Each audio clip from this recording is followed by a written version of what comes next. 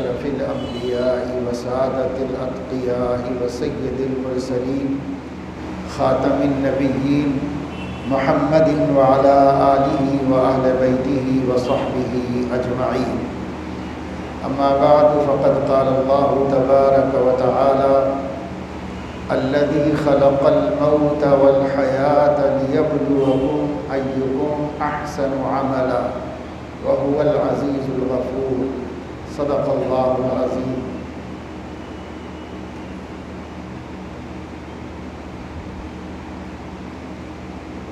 حدیث کی کتابوں میں ایک مشہور و معروف حدیث جو علماء کے درمیان حدیث جبرائیل کے نام سے جانی جاتی ہے، یہ سیدنا عمر بن الخطاب رضی اللہ تعالی عنہ کی کا روایت کردہ ایک واقعہ ہے، اور یہ واقعہ ہم سب کے لیے جاننے اور سمجھنے اور عمل کرنے کے لائق ہے۔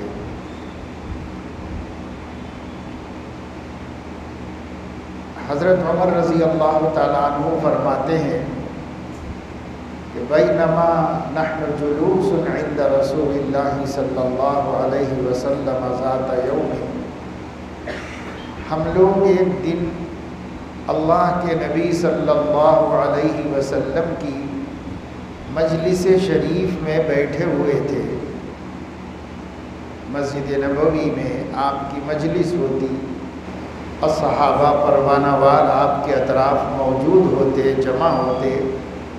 اسی طرح ایک دن ہم لوگ بیٹھے ہوئے تھے۔ اطلع علینا رجل شدید بیاض الثوب وشدید سواد الشعر، اتنے میں اچانک ایک شخص ہمارے درمیان میں موجود ہوا، جس کے کپڑے بہت اجلے تھے اور جس کے بال بہت سیاہ تھے، کالے تھے۔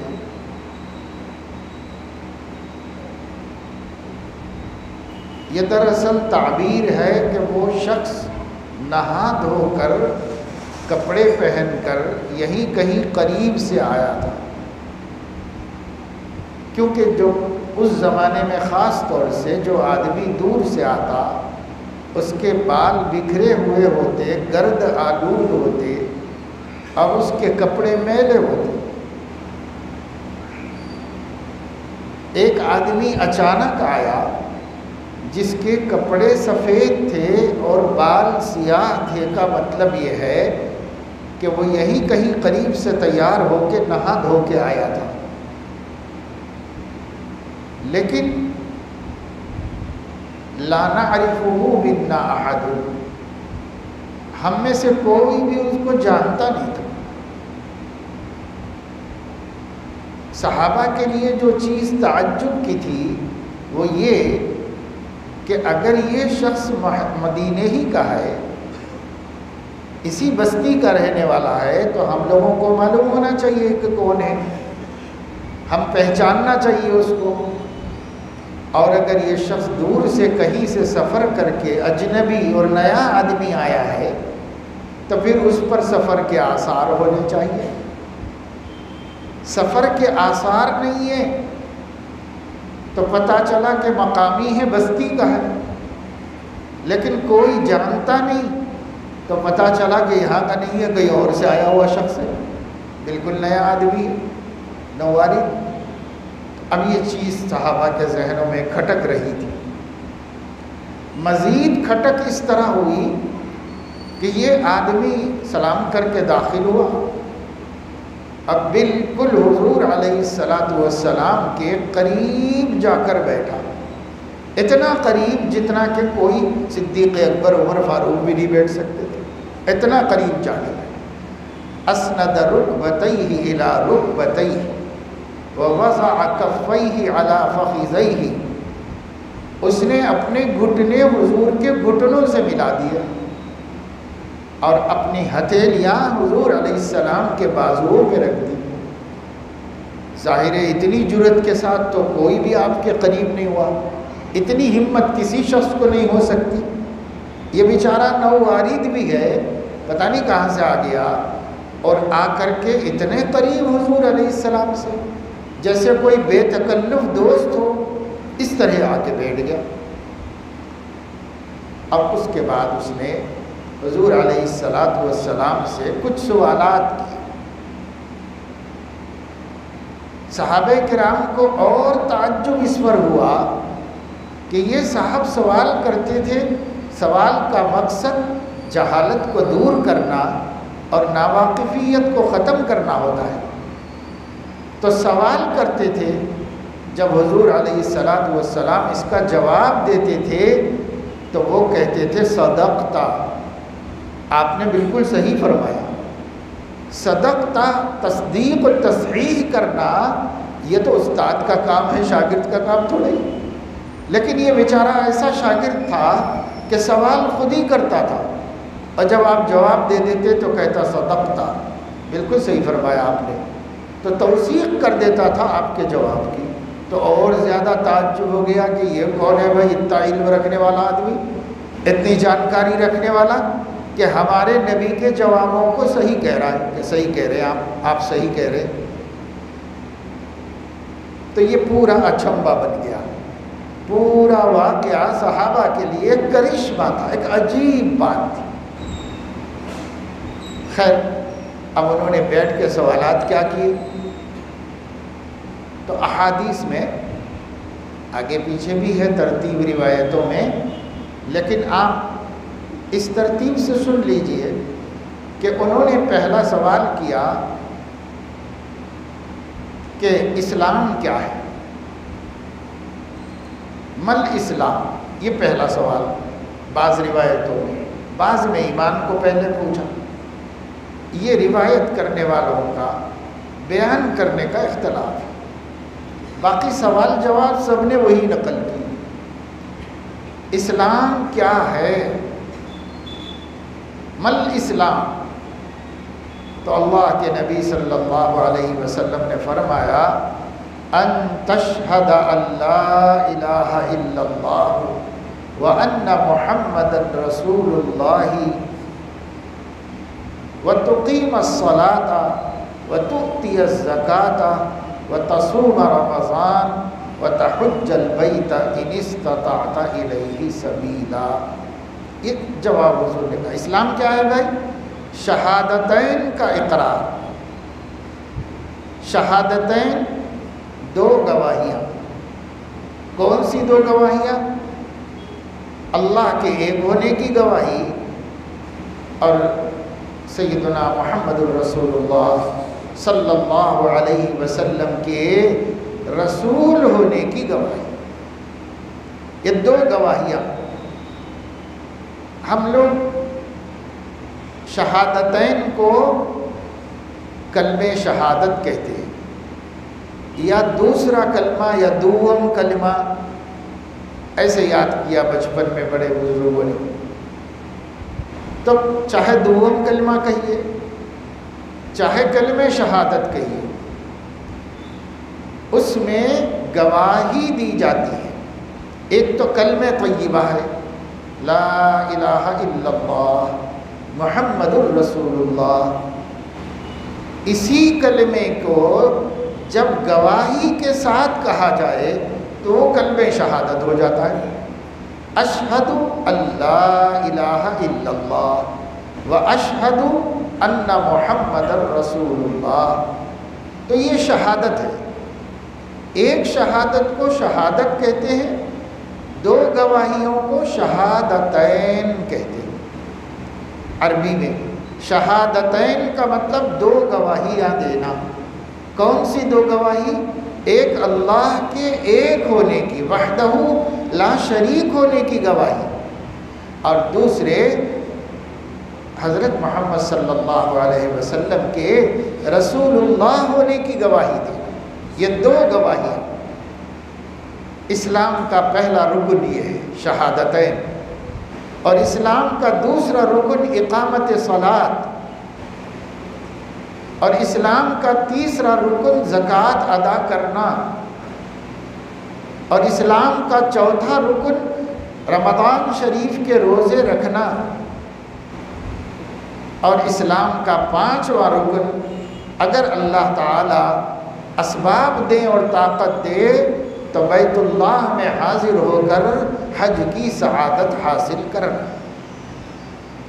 یہ 5 چیزوں کو حضور علیہ السلام نے فرمایا اسلام کہتے ہیں، حالانکہ اسلام کے اور بھی احکام ہیں، سب کو معلوم ہے، اس میں کہیں جہاد کا ذکر نہیں، حالانکہ وہ اسلامی احکام میں ارکان میں داخل ہے۔ اس میں امر بالمعروف نہی عن المنکر کا ذکر نہیں، اس میں ذکر اللہ کا ذکر نہیں، اس میں تلاوت قرآن کا ذکر نہیں، اور بہت سے اسلام کے ارکان ہیں جن کا اس میں ذکر نہیں۔ 5 ہی باتیں حضور نے فرمائی، شہادتین، 2 گواہیاں دینا، نماز قائم کرنا، زکوٰۃ ادا کرنا، رمضان شریف کے روزے رکھنا، اور بیت اللہ کا حج کرنا اگر ہو سکے اور اللہ نے طاقت دی تو۔ یہ 5 چیزیں اس میں بیان فرمائی۔ علماء فرماتے ہیں شارحین حدیث کہ یہ 5 مرکزی عنوان ہے اور باقی سب ان کے تحت میں آ جاتے ہیں، اس لیے حضور علیہ السلام نے صرف ٹائٹل بتا دیے، مرکزی عنوانات، اور اس کے نیچے باقی سب دین ہے۔ اب انہوں نے سوال کیا کہ مل ایمان، ایمان کس کو کہتے ہیں یہ بھی بتا دیجیے۔ ایک تو اسلام کس کو کہتے ہیں یہ پوچھ لیا، ایک سوال کیا کہ ایمان کس کو کہتے ہیں، تو حضور علیہ السلام نے فرمایا ان تؤمن باللہ وملائکتہ وکتبہ ورسلہ والیوم الآخر والقدر خیرہ وشرہ من اللہ تعالی۔ تمہارا اس بات پر ایمان لانا کہ اللہ ایک ہے، اللہ پر ایمان لانا، فرشتوں پر ایمان لانا، اللہ کی کتابوں پر ایمان لانا، اللہ کے نبیوں پر ایمان لانا، اللہ کی تقدیر پر ایمان لانا، اور آخرت کے دن پر ایمان لانا، یہ ہے ایمان۔ انہوں نے کہا صدقتا، آپ نے بالکل صحیح جواب دیا۔ پھر انہوں نے پوچھا کہ مل احسان، احسان کیا ہے؟ ایمان ہو گیا، اسلام ہو گیا، احسان کیا ہے؟ تو حضور علیہ السلام نے فرمایا ان تعبد اللہ کأنک تراہ فإن لم تکن تراہ فإنہ یراک۔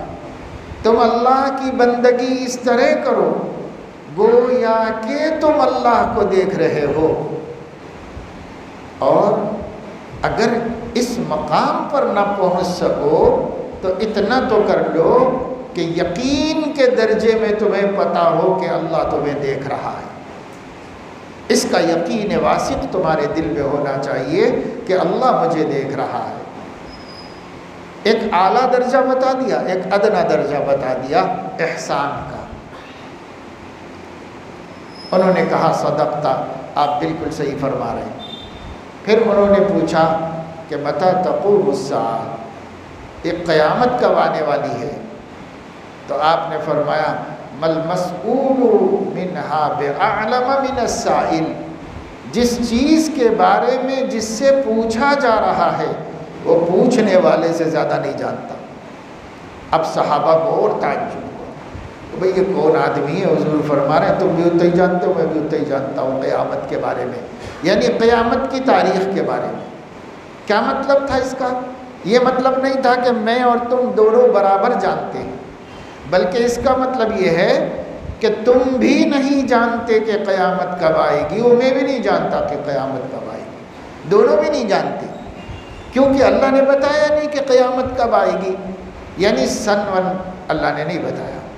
ہاں اللہ تعالیٰ نے یہ ضرور بتایا کہ جس دن بھی قیامت آئے گی وہ جمعے کا دن ہوگا، اور وہ دن اتفاق سے 10ویں محرم کا دن ہوگا۔ ایسے کتنے دن کتنے سالوں میں ہم نے خود دیکھا کہ جمعے کے دن 10 محرم آئی، تو ضروری تھوڑی ہے کہ کتنی دفعہ آ کے چلے گی۔ جس دن بھی قیامت آئے گی، جس سال، اس سال اتفاق سے وہ 10 محرم اور جمعے کا دن ہوگا۔ اتنا تو بتایا گیا ہے، لیکن سال نہیں بتایا گیا۔ اب 1443 برس گزر گئے اور 1443واں محرم آنے والا ہے اس مہینے کے بعد، لیکن ابھی تک تو نہیں آئی قیامت۔ آئے گی، جب بھی آئے گی وہ اتفاق سے جمعے کا دن ہوگا، 10ویں محرم ہوگی، بس یہ ہے۔ باقی تاریخ نہیں معلوم، سن نہیں معلوم کون سا سال ہے، اور حضرت جبرائیل کو بھی نہیں معلوم۔ اگر اللہ تعالیٰ حضرت جبرائیل کے ذریعے وحی بھیجتے تو انہیں پتہ چل جاتا تھا، اور حضور علیہ السلام کو بھی پتہ چل جاتا تھا۔ اس لیے فرمایا مل مسئول عنہا بعالم من السائل، آپ بھی اتنا ہی جانتے ہو کہ نہیں جانتے ہو، اور میں بھی اتنا ہی جانتا ہوں کہ نہیں جانتے ہیں کہ کب آئے گی قیامت۔ ہاں آئے گی، بس یہ معلوم ہے، کب آئے گی نہیں معلوم ہے۔ تو انہوں نے کہا کہ اچھا ایسا ہے، ٹھیک ہے، تو آپ کہہ تو رہے ہیں بالکل سچ، لیکن علامتیں تو بتا سکتے ہیں، علامتیں بتا دیجیے کہ نشانی کیا ہے۔ اللہ کے نبی صلی اللہ علیہ وسلم نے فرمایا کہ ان تلد الامۃ ربتہا وان تری الحفاة العراة یتطاولون فی البنیان، ان تری الحفاة العراة العالة، تم ننگے پیر، ننگے بدن، محتاج معاش لوگوں کو دیکھو گے کہ وہ اتنے دولت مند ہو گئے ہیں، بڑے بڑے ٹاور اور بڑے بڑے کمپلیکسز کے مالک ہو گئے۔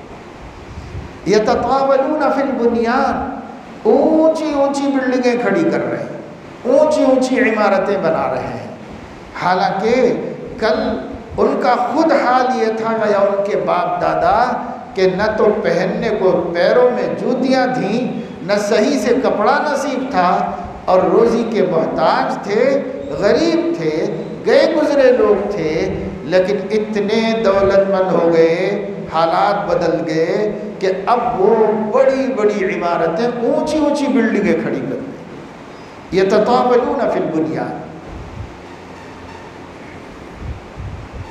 اور حضور علیہ السلام نے کچھ نشانیاں اور بتائی، انہوں نے کہا کہ آپ بالکل صحیح فرماتے ہیں۔ پھر وہ کھڑے ہوئے اور چلے گئے،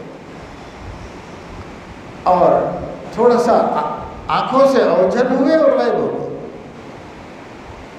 حضرت عمر فرماتے ہیں کہ میں وہیں بیٹھا رہا تھوڑی دیر تک، فلبثت ملیا، تھوڑی دیر تک وہیں بیٹھا ہوا رہا میں۔ پھر حضور علیہ السلام نے مجھ سے پوچھا، جانتے ہو کون صاحب تھے وہ؟ کون صاحب آ گئے تھے، کس نے یہ باتیں کی تھی، جانتے ہو تم؟ انہوں نے کہا اللہ و رسولہ اعلم، کہ اللہ رسول بہتر جانتے ہیں، ہم تو اچنبے میں ہی ہیں، پریشانی ہے کہ کون ہے کیا، کچھ نہیں سمجھ میں آیا۔ تو اللہ کے نبی صلی اللہ علیہ وسلم نے فرمایا ذاک جبرائیل اتاکم یعلمکم دینکم، وہ جبرائیل تھے، فرشتے تھے، کوئی انسان نہیں تھے۔ میرے پاس ہمیشہ اللہ کی وحی لے کر، قرآن مجید لے کر جو پہنچتے رہے ہیں ہمیشہ، یہ وہی فرشتہ ہے، ایک انسانی شکل میں تمہارے لیے آیا تھا تاکہ یعلمکم دینکم، تم کو تمہارے دین کی حقیقت اجمالی اعتبار سے بتلاتا۔ اتنی مختصر، ابھی تک کسی نے ایسے جامع سوالات نہیں کیے تھے، ایسے جامع سوال کے ذریعے اسلام کا اتنا مختصر تعارف جس سے پورا اسلام سمجھ میں بھی آ جائے اور 5 منٹ بھی نہ لگے، اور پورا اسلام ہمارے سامنے منظر آ جائے، نقشہ۔ اسلام ہے کیا، دین کیا ہے، ہمارا دین युअल्लिमुकुम दीनकुम, तुम्हारा दीन तुमको बताने के लिए आए थे, सिखाने के लिए आए थे। तो हमारा दीन क्या है? उनके 5 सवालों में से 3 सवालों का ताल्लुक दरअसल हमारे दीन से है, और जो आखिरी सवाल हैं, आखिरी 2 सवाल हैं, वो हमें चौकन्ना करने, हमें बेदार करने, हमें फ़िक्रमंद बनाने के लिए किए गए थे। असल जो दीन का तारुफ करवाया गया वो 3 चीज़ों से करवाया गया, ईमान, इस्लाम, इहसान। इन 3 चीज़ों से दीन का तारुफ कराया गया। दीन ज़िंदगी गुजारने के तरीक़े को कहते हैं। सब लोग ज़िंदगी गुजारते हैं और हर कौम का अपना एक तरीक़ा हयात है, लेकिन अल्लाह नबियों के ज़रिए जो ज़िंदगी गुजारने का तरीक़ा भेजते हैं और उम्मत को उसका मुखातब बनाते हैं और उस पर चलने की दावत देते हैं पैगंबर अल्लाह की तरफ से, उस तरीक़े को दीन कहा जाता है, दीन इस्लाम। और लोगों के तरीक़ों को भी उनका दीन कहा जाता है, कि उसकी निस्बत उनकी तरफ की जाती है कि भाई हुनूद का दीन, नसारा का दीन, यहूद का दीन, दीन की निस्बत उनके दीनों की तरफ, उनकी ज़ात की तरफ की जाती है। हम जिस दीन के मानने वाले हैं ये दीन इस्लाम है, ये दीन मोहम्मदी है। इस दीन के हमें पाबंद किया गया है। तो जाहिर है कि 23 बरस से हुजूर अलैहिस्सलातु वस्सलाम मुसलसल लोगों को दीन की जुज़ियात बताते आ रहे हैं। अल्लाह ने जो वही उतारी उन्होंने बताया। अल्लाह ने अभी कुरान उतारा, कुरान उस तरतीब से भी नहीं उतरा जिस तरतीब से आज हमारे दरमियान मौजूद है, और इसी तरतीब से लोहे महफूज में भी है, लेकिन उतारा इसलिए इस तरह नहीं गया, बल्कि उतारा गया कभी एक आयत, कभी 2-3 आयतें, कभी एक सूरा, कभी इस तरीके से अल्लाह ने हस्ब ज़रूरत कज़ालिका लिनुसब्बित बिही फुआदक वरत्तलनाहु तरतीला। हमने अमल की सहूलत के लिए एक ख़ास तरतीब से थोड़ा थोड़ा करके कुरान उतारा है, क्योंकि लोगों ने पूछा था कि तौरात की तरह कुरान भी इकट्ठे क्यों नहीं उतरे। तो अल्लाह ने फरमाया कि हम जानते हैं कि कैसे उतारना चाहिए, हमने इसी को ज़्यादा मुनासिब समझ के इस तरीक़े से उतारा है। तो ये 23 साल लगे। 23 साल में 23 ईयर्स में हुजूर अलैहिस्सलाम जो दीन सिखा रहे थे वो ज़ाहिर है कि मुख्तलिफ था, बिखरा हुआ था, फैला हुआ था, उसके अबवाब बहुत थे, और वो लोगों की अमली ज़िंदगी में तो था, लेकिन उनके जहन में और उनके सामने साफ साफ और वाज़ेह तौर पर मुख्तसर अंदाज में नहीं था।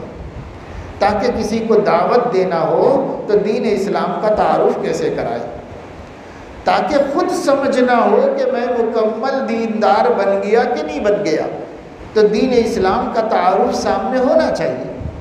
अगर बड़ी बड़ी किताबों में होगा तो आप बताइए कि छोटी छोटी किताबें भी इस दौर में नहीं पढ़ी जा रही हैं, बड़ी बड़ी तो छोड़िए, 100 सफ़े में लिख के दो तो भी कोई पढ़ने वाला नहीं। ये अल्लाह का करम है कि जिब्राईल को भेजकर अपने नबी के हीन हयात ऐसे सवालात करा दिए कि जिसका जवाब नबी ही अपने वफूर इल्म से दे सकते थे, क्योंकि नबी को मौजज़ा दिया गया था जवामिउल कलिम का। ये मौजज़ा था नबी का, बात कितनी लंबी बड़ी हो उसे मुख्तसर बोले। ये मुख्तसर बोलना सबके लिए आसान नहीं होता। शायर कहता है कि एक ही आह में कह दिया गमे दिल, एक ही आह में कह दिया गमे दिल, किस कदर हमने इख्तिसार किया, इख्तिसार की हद कर दी उसने। अब इससे भी कम में क्या बोलेगा, एक आह में निकाल के रख दिया कि दिल पे क्या क्या गुजर रहा है और दिल पे कितना गम है, ये एक आह में कह दिया। تو جیسے ایک ہی آہ میں کہہ دیا غم دل، ایک عمر بھر کی غم کھانے والا اور حزن و ملال سے مجبور ہو جانے والا شخص ایک گھنٹے کی تقریر میں نہیں اظہار غم کر رہا ہے، بلکہ ایک پل جھپکنے میں ایک سرد درد بھری غمگین اور حزین آہ کھینچ کر سامنے والے کو بتا دیا کہ میرے دل پہ کیا کیا بجلیاں گر رہی ہیں، سب اس نے دکھا دیا۔ یہ ہے اختصار، بڑی بات کو مختصر کرنا۔ حضور اکرم صلی اللہ علیہ وسلم کو اللہ نے چونکہ اولین و آخرین کا علم دیا تھا، اگر وہ اس علم کو تفصیل سے بیان کرتے تو 23 سال میں نہیں کر سکتے تھے۔ اللہ نے انہیں ایک معجزہ دے دیا کہ وہ بڑی بڑی کتابوں کو 10 جلدوں میں جو بات کہی جا سکتی ہے اسے اپنے 2 جملوں میں کہہ سکتے ہیں، 2 جملوں میں کہہ دیں۔ یہ ہمارے نبی کو اللہ رب العزت نے معجزہ عطا فرمایا، اور حق ہے کہ یہ معجزہ ہے اور اس پر ایمان لانا ہماری ذمہ داری ہے، اس واسطے کہ آج ہم دیکھتے ہیں کہ آپ کی باتوں کی تشریح میں آپ کی باتوں کے ماہرین نے، کتاب و سنت کے جاننے والوں نے ایک ایک حدیث پر کئی جلدوں میں کتابیں لکھی اور ایک ایک لفظ سے سینکڑوں مسائل نکال دی۔ ایک دفعہ حضور علیہ السلام ایک صحابی کے گھر میں گئے تھے، وہ چھوٹا بچہ تھا ان کے گھر میں، ایک اس کا نام عمیر تھا۔ اس بچے کے پاس ایک چھوٹا سا پرندہ تھا۔ کبھی دیکھا حضور نے کہ چھوٹا پرندہ ہے، اب پرندے کے چوزے سے کھیلتا رہتا ہے بچہ۔ ایک دفعہ اور گئے تو جب تک وہ پرندہ مر گیا تھا۔ اس بچے کو چھیڑنے کے لیے، کہ بچوں کو پیار سے چھیڑنا بھی سنت نبوی ہے، اس بچے کو چھیڑنے کے لیے حضور علیہ السلام نے سر پہ ہاتھ رکھ کے پوچھا، یا عمیر ما فعل النغیر۔ نغیر چھوٹی چڑیا کے بچوں کو کہتے ہیں، اس کا نام عمیر تھا۔ تو آپ نے فرمایا، یا عمیر ما فعل النغیر، او عمیر تیرا نغیر کیا ہوا؟ بس یہ پوچھا۔ اس روایت کو مستقل ایک کتاب لکھی ہے محدث نے، اسی اتنے جملے پر، یا عمیر ما فعل النغیر، اس سے کتنے سماجی اور معاشرتی مسائل نکالے، اس سارے مسائل سے ایک کتاب ہی لکھ دی پوری اسی کو۔ یہ ہے ہمارے نبی کا علم، اور ہمارے نبی کا اتنا وسیع علم اتنے چھوٹے چھوٹے جملوں میں آپ ظاہر فرما دیتے ہیں۔ ایک ایک حدیث جس کے کبھی 2 لفظ ہوتے ہیں، کبھی 3 لفظ زیادہ سے زیادہ، لیکن شراح حدیث کو سینکڑوں صفحات اس کے سمجھانے میں لگ جاتے ہیں، اس کے تشریح کرنے میں لگ جاتے ہیں۔ اس کو کہتے ہیں اختصار کا فن، جو اللہ نے ہمارے نبی کو عطا فرمایا تھا، کہ بات ایسی کہو جو الفاظ میں مختصر ہو لیکن معنی کے اعتبار سے جامع بھی ہو، مانع بھی ہو، جس کو حضور علیہ السلام نے خود فرمایا، خیر الکلام ما قل و دل۔ بہترین کلام کون سا ہے؟ جو مقدار میں تھوڑا ہو اور مدلل ہو، ثابت ہو، اور اس کو ثابت کرنا کچھ مشکل نہ ہو۔ خیر، تو اللہ کے نبی صلی اللہ علیہ وسلم سے اب 23 سال تک اولین و آخرین کا علم اس دین کے نام سے دے کر، دین اسلام کے لیے اولین و آخرین کا علم دیا گیا۔ کتاب و سنت میں جتنا بھرا پڑا ہے وہ سب 23 سال میں دیا گیا۔ پہلے نبیوں کو جتنا دیا گیا وہ بھی آپ کو دیا گیا۔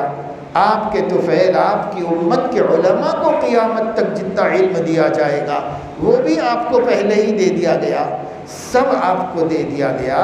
اور اس کے بعد ان سے کہا جاتا اخیر عمر میں، یہ دیکھیے 23 سال میں اللہ تعالیٰ نے آپ کو جو کچھ علم دیا ہے دین اسلام کے بارے میں، ذرا وہ علم بیان کیجئے۔ تو جبرائیل یہ سوال کرتے، یہ سوال کرتے تو اللہ کے نبی اتنا بتاتے کہ ان کی عمر بھی کافی نہ ہوتی بتانے کے واسطے، اتنا بتا سکتے تھے، اللہ نے اتنا علم ان کو دیا تھا۔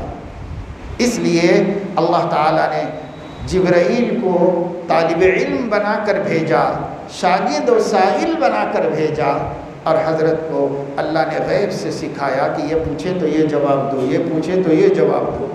کیوں؟ اس واسطے کہ ما ینطق عن الہوی ان هو الا وحی یوحی، نبی اپنی طرف سے تو کچھ نہیں کہتے، جو زبان مبارک سے نکلا ہے وحی الہی کے ذریعے نکلا ہے، خود سے کچھ نہیں کہا ہے انہوں نے۔ اس لیے اب یہ اللہ ہی نے سکھایا تھا ان کو کہ کیا جواب دینا ہے، اللہ پاک نے سکھایا، اور سائل کو بھی اللہ نے سوالات دے کے بھیجا، جا کے پوچھو نبی سے، یہ باتیں پوچھو، معلوم کرو۔ تب حضور علیہ السلام آئے، جبرائیل آئے اور سوالات کی۔ میں نے آپ کو حدیث پوری سنا دی، یہ سوالات تھے اور یہ جوابات تھے، لیکن مجھے ان سوالات اور ان جوابات میں سے اس وقت جو بات کہنی ہے وہ تیسرا سوال ہے ان کا کہ مل احسان، اے اللہ کے رسول یہ احسان کیا ہے، اس کو بیان کرنا، کیونکہ میں نے جو آیت پڑھی سورہ ملک کی اس میں اسی کا مضمون ہے، الذی خلق الموت والحیات لیبلوکم ایکم احسن عملا۔ اللہ نے موت و حیات کا یہ سارا تماشا صرف اس لیے بنایا ہے کہ وہ ایک دن ہر بندے کو دکھا دے کہ ان میں سے کس نے احسن عمل کیا ہے۔ یہ نہیں دکھانا ہے اللہ کو کہ کس نے حسن عمل کیا ہے، اللہ کو یہ دکھانا ہے کہ احسن عمل کس نے کیا ہے۔ کسی چیز کا حسین ہونا، خوبصورت ہونا، یہ بھی ایک اچھی چیز ہے اور بہت اچھی چیز ہے، لیکن اس چیز کا احسن ہونا، صرف حسین نہیں ہونا، حسن نہیں ہونا، احسن ہونا، دونوں میں زمین آسمان کا فرق ہے۔ حسن ہونا بہتر ہونا، احسن ہونا بہت بہتر ہونا، بہت زیادہ اچھا ہونا، اس کو احسن ہونا کہتے۔ تو حسن ایک لفظ ہے عربی کا جس کے معنی ہے خوبصورت، اور ایک لفظ عربی کا ہے احسن، اور اس کے معنی ہے بہت زیادہ خوبصورت، بہت عمدہ، بہت بڑھیا، بہت اعلیٰ درجے کا، بیسٹ کوالٹی کا، یہ اس کے معنی ہے احسن کے۔ تو اب جو احسن ہے، اللہ فرما رہے ہیں کہ مجھے یہ دکھانا ہے کہ ان بندوں میں سے کس نے احسن زندگی گزاری، اعلیٰ درجے کا ایمان کس کے پاس ہے، اعلیٰ درجے کا اسلام کس کے پاس ہے، یہ مجھے دکھانا ہے قیامت میں، اور دکھا کر اسی کے مطابق اجر دینا ہے اور ثواب دینا ہے۔ یہ تو فرمایا زندگی اور موت کے اس نظام کی وجہ اور اس کا سبب، زندگی اور موت کا نظام۔ بھائی دنیا میں ایک آدمی آتا ہے، پیدا ہوتے ہی رہتے ہیں لوگ، روز پیدا ہو رہے، ہر گھر میں بچے پیدا ہو رہے، لیکن جیسے لوگ پیدا ہوتے جا رہے ہیں اسی طرح مرتے بھی تو جا رہے ہیں۔ صرف پیدا ہونا نہیں چل رہا ہے سلسلہ، پیدا ہونا بھی ہے، مرنا بھی، دونوں نظام چل رہے ہیں۔ خلق الموت والحیات، اللہ تعالیٰ نے موت بھی پیدا کی، حیات بھی پیدا کی، تو کیوں لوگوں کو جلایا جا رہا ہے اور کیوں لوگوں کو مارا جا رہا ہے؟ سوال پیدا ہوتا ہے۔ بھائی دنیا میں لوگ آ رہے ہیں جا رہے ہیں، آ رہے ہیں جا رہے ہیں، سب 60-70 برس زندگی گزاری، بہت گزار لی، 80-90-100 اور کیا گزاریں گے اس دنیا میں؟ آ رہے ہیں جا رہے ہیں، آ رہے ہیں جا رہے ہیں۔ بلکہ ایک دن تو حضور علیہ السلام نے فرمایا، آج جتنے لوگ روئے زمین پر زندہ ہیں 100 برس کے بعد ان میں سے کوئی بھی زندہ نہیں ہے۔ یہ جملہ کہہ کر حضور علیہ السلام نے ایک ایک جنریشن، ایک ایک نسل کی عمر بتا دی کہ ایک نسل کی عمر کیا ہے، 100 برس، 100 برس کے بعد پچھلی نسل کا کوئی نہیں ہوگا، 100 برس پہ ختم ہو جائے گی۔ اب لاکھوں میں کروڑوں میں اکا دکا بچا تو اس پر اس کا اطلاق نہیں ہوتا، لیکن 100 برس میں تقریباً ایک جنریشن ختم ہو جاتا ہے، ایک نسل ختم ہو جاتی ہے، دنیا سے رخصت ہو جاتی ہے۔ تو آپ مان کے چلو کہ ایک نسل کے لیے اللہ نے 1 سنچری دی ہے، 100 برس اللہ پاک نے دی ہے۔ اب یہ 100 برس کاہے کے واسطے بھائی؟ اس دنیا میں 100 برس دیکھتے دیکھتے نکل جاتے، دیکھتے دیکھتے نکل جاتے۔ میری زندگی کے 67-68 برس پتہ نہیں کیسے گزر گئے، کچھ پتہ ہی نہیں چلا۔ اب ہم پلٹ کے دیکھتے ہیں تو یا اللہ اتنی بڑی عمر اللہ نے دی تھی، کیا کیا نہیں کر سکتے تھے ہم دنیا میں، کیا کیا نہیں کر سکتے تھے، اتنی بڑی عمر اللہ پاک نے دی تھی۔ اب آگے دیکھتے ہیں تو کچھ آتا ہے نہ پتہ ہے کہ آگے کیا ہے، آگے کا کچھ پتہ نہیں، لمحے کا لمحے بھر کی کوئی خبر نہیں ہے۔ آدمی بلبلا ہے پانی کا، یہ نہیں، سامان 100 برس کا ہے، پل کی خبر نہیں، کچھ پتہ نہیں ہے کہ انسان کتنی دیر کا ہے۔ لیکن پیچھے دیکھتے ہیں تو اللہ کتنی بڑی عمر چلی گئی، کتنی زندگی کے کتنے دہائیاں گزر گئی، ان 7 دہائیوں میں کتنے برس گزر گئے، اور ان برسوں میں کتنے مہینے گزر گئے، اور ان مہینوں میں کتنے ہفتے گزر گئے، اور ان ہفتوں میں کتنے دن گزر گئے، اور ان دنوں میں کتنے گھنٹے گزر گئے، اور ان گھنٹوں میں کتنے لمحے حیات، سب پانی کی طرح چلے گئے، پانی کی طرح بہہ گئے بہہ گئے بہہ گئے۔ اے کاش کہ اس میں ہم نے کچھ کیا ہوتا، اسے وصول کیا ہوتا، اس سے کمائی کی ہوتی۔ اللہ پاک نے کمانے کے لیے تو زندگی دی تھی، لیکن ہم نے زندگی میں کیا کھویا کیا پایا کبھی حساب نہیں کیا۔ اگر حساب کرتے تو ہم اپنی زندگی کے اتنے برسوں کو برباد نہیں کرتے، کیونکہ جو تاجر حساب کرتا ہے وہ تاجر نقصان زیادہ نہیں اٹھاتا، اور اگر نقصان ہو جائے تو تلافی کی کوشش کر لیتا ہے۔ اور جو تاجر حساب نہیں کرتا، روز غلے میں سے لے جا رہا ہے، کھا رہا پی رہا، برباد کر رہا ہے، سب خیر خیرات کر رہا ہے، کھا پی کے برابر کر رہا، حساب ہی نہیں دیکھتا کہ اسٹاک کتنا ہے، لوگوں کو دینا کتنا ہے، لوگوں سے آنا کتنا ہے، کوئی رجسٹر مینٹین، کوئی ریکارڈ نہیں اس کے پاس۔ تو جس کا اپنا کھاتا اپنی نظر میں نہیں ہے، وہ ایک دن تل تک ڈوب جانے کے بعد اس کو پتہ چلے گا کہ صاحب بینک کو اتنے لاکھ دینے کے ہیں، لوگوں کو کمپنیوں کو اتنے دینے کے ہیں، دکان میں دیکھو تو کوئی خاص مال بھی نہیں پڑا ہوا ہے، لوگوں سے آنے کے پیسے بھی وصول کر کے کھا گیا ہے، اب خودکشی کر لو، اس واسطے کہ کوئی رستہ نہیں ہے کہ میں یہ مصیبت کیسے ڈالوں۔ ایسے کرتے ہیں بڑے بڑے کمپنی اونرز، بڑے بڑے فرم فیکٹری والے بھی آخر خودکشی پر پہنچتے، کیوں؟ حساب نہیں رکھا۔ جو حساب رکھتا ہے وہ پریشان نہیں ہوتا، وہ کروڑوں سے اربوں میں چلا جاتا ہے، لیکن وہ پریشان نہیں ہوتا، حساب رکھا ہوا ہے۔ حساب رکھنے والا لاس میں نہیں ہوتا، نقصان میں نہیں ہوتا۔ اس لیے اگر ہم اپنی زندگی کا حساب رکھیں کہ ہماری زندگی کا ہر لمحہ آخرت بنانے کے واسطے دیا گیا ہے، ہماری زندگی کا ہر لمحے سے ہماری آخرت میں کوئی ترقی ہونی چاہیے، ہو رہی کہ نہیں ہو رہی ہے، یا ایسے کہ لمحہ گزرتا جا رہا ہے۔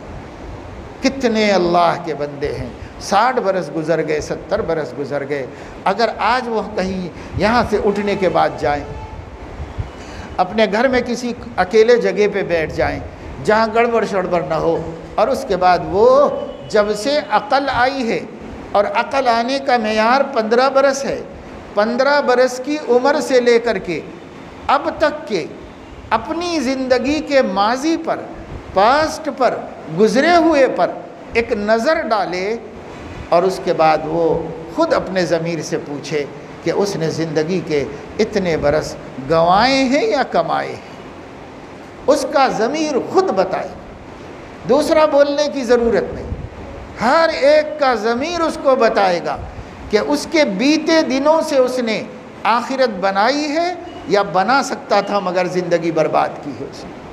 ہر ایک کا ضمیر بتائے گا، حساب لینے کو دوسرے کی ضرورت نہیں ہے، ہمیں خود اپنا حساب لینا چاہیے، ہمیں خود اپنا جائزہ لینا چاہیے، کس کی ضرورت ہے۔ اللہ جب لے گا تو پھر 1-2 ہے، گنجائش کچھ بھی نہیں ہے، سنبھلنے کی، سنورنے کی یا تلافی کر لینے کی کوئی گنجائش نہیں۔ جس دن اللہ حساب لے گا بس فیصلہ بھی سنا دے گا، اور اگر ہر روز ہم حساب کرتے رہیں گے اور اپنی زندگی کو آج کو کل کے مقابلے میں بہتر بناتے رہیں گے اور اس طرح ہر صبح کو طے کر کے اٹھیں گے کہ کل کے مقابلے میں آج کا دن ایمان، اسلام اور احسان کے اعتبار سے بہتر ہوگا، ہر صبح کو ہم یہ طے کر کے صبح کریں گے کہ ہمارا آج کا دن ایمان کے اعتبار سے بھی بہتر ہوگا کل سے، اسلام کے اعتبار سے بھی کل سے بہتر ہوگا اور احسان کے اعتبار سے بھی کل سے بہتر ہوگا، تو یہ آدمی اپنے دین کو حسین بناتے بناتے بناتے بناتے جس دن مرے گا اس دن حضور علیہ السلام کی اس دعا کو اپنی آنکھوں سے دیکھ لے گا جس میں آپ نے اللہ تعالیٰ سے یہ عرض کیا تھا کہ اللہ پاک میری زندگی کا سب سے عمدہ دن آخری دن بنا دیجئے اور میری زندگی کی سب سے بڑھیا گھڑی آخری گھڑی بنا دیجئے۔ یہ حضور علیہ السلام نے دعا مانگی تھی۔